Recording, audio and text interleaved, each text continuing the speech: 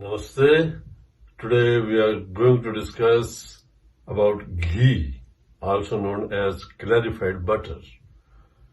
So it's not just an cooking medium like other oils what we use, but in Ayurveda it takes a very, very important place as a complement to medicine.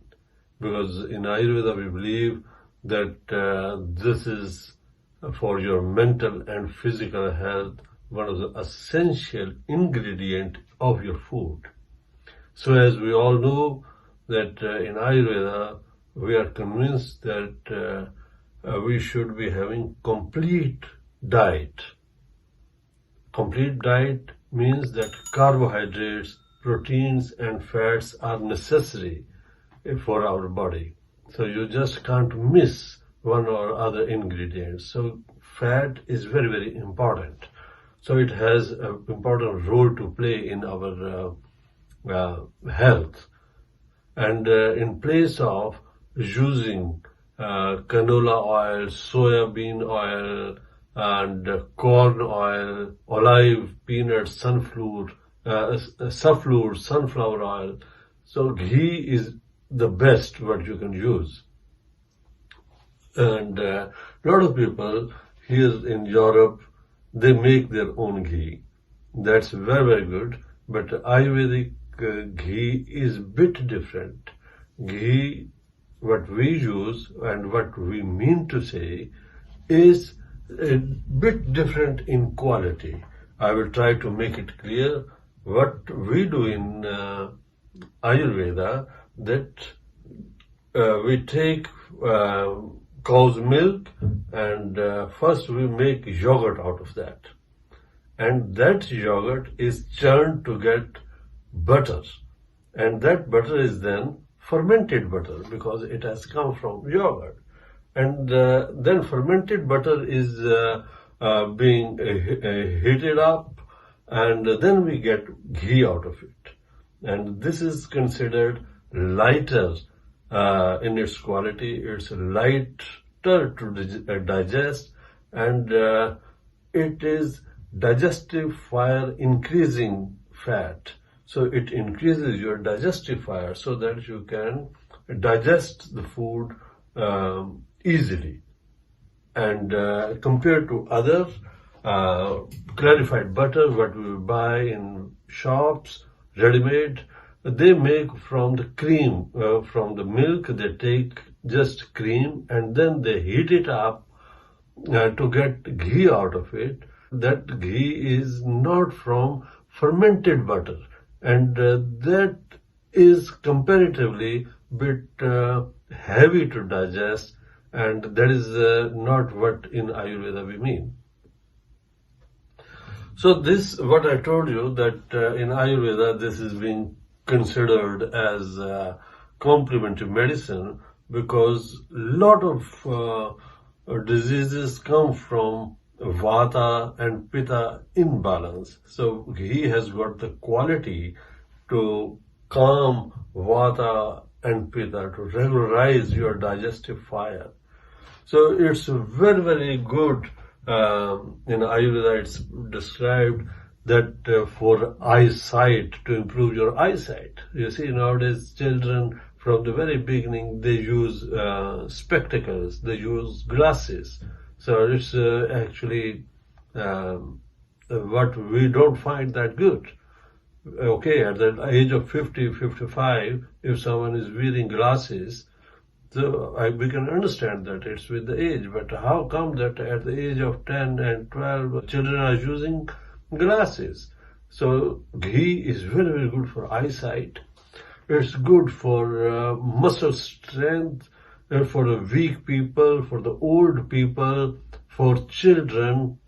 And not to forget, this is what we consider in Ayurveda is very, very good for wisdom. The proper functioning of your senses, it is very, very good, so that your perception is better, your mind is stable. So it's immunity increasing food. And also it has got very, very good quality to tone and strengthen your voice, and people with feeble and very weak tone, they should use it. And nowadays in our society, a lot of people use alcohol on daily basis. And Ayurveda says people, those who use alcohol on regular basis, it's must for them. It's must for hard working people, those who are doing physical jobs. So because it's a direct source of energy, and it's ingredient what can't be missed in our food.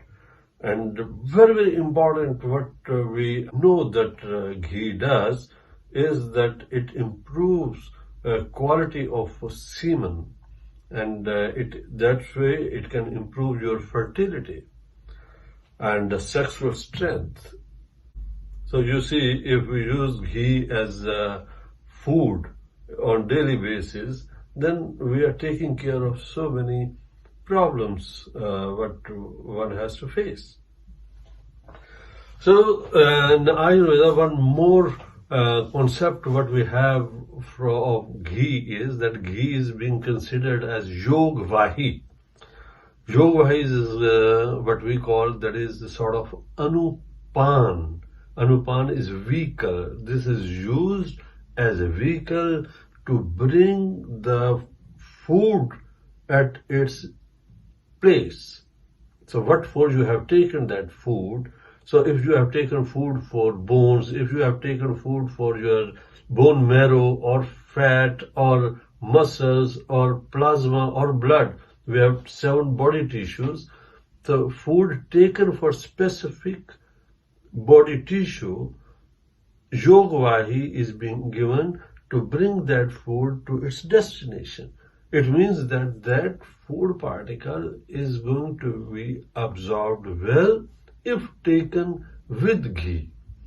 So now our food, if we prepare that with ghee, it means that all the food ingredients are going to get absorbed very easily or very well. So that's the concept of yog vahi and anupan. And rest in daily life, Ayurveda promotes that one should massage his body, because ghee is a very, very good, excellent moisture. Then for children, for people, those who can afford, they should massage their body with ghee because it's excellent moisture. And also not only external massage, but also you can give nasya. Nasya is that putting 2, 3, 4 drops of ghee in your nose every day. And with that, we can see that problems what people have, like hair fall, migraine, tension, headache, and concentration, and this type of problems we can solve with nasya, giving every day 2, 3 drops of ghee in your nose. So that's very, very good for all the diseases what comes in this area. So one more very, very important information what I want to give you, that in Ayurveda we see that if there is bones what are not good in quality, like osteoporosis or arthritis or rheumatic things, then we have to give ghee in anema. Because you see, in the anatomy of Ayurveda, we have got 7 tissues. Then in that order, you can see that bones are made from fats. If fat quality-wise and quantity-wise is good, only then we can have bones in quality and in quantity. So in osteoporosis, if bones are not good, then we have to give fat. And that fat is ghee or clarified butter, what you want to say. So that way it will be absorbed well in the anema, and you are going to have quality-wise good. So in any case, we should replace this with all other trans fats, polyunsaturated fatty acids. So monounsaturated fatty acids are better, and ghee is the best of all according to Ayurveda. There is one more thing what I want to add. A lot of people nowadays, they are afraid of taking fats because of the cholesterol. So of course this is fat, and compared to other fats, this is lighter to digest. This is fermented. This is in digestive fire increasing fat. So those people, they can have, but in less quantity. So people with cholesterol and heart problem, they should then take little. So Vat and Pitta type of constitution, it's very good for them. And Kapha constitution, they should take more precautions. And although this is better than all other fats. So I think for this, now, next time I'll be coming up with new chapters. Thank you.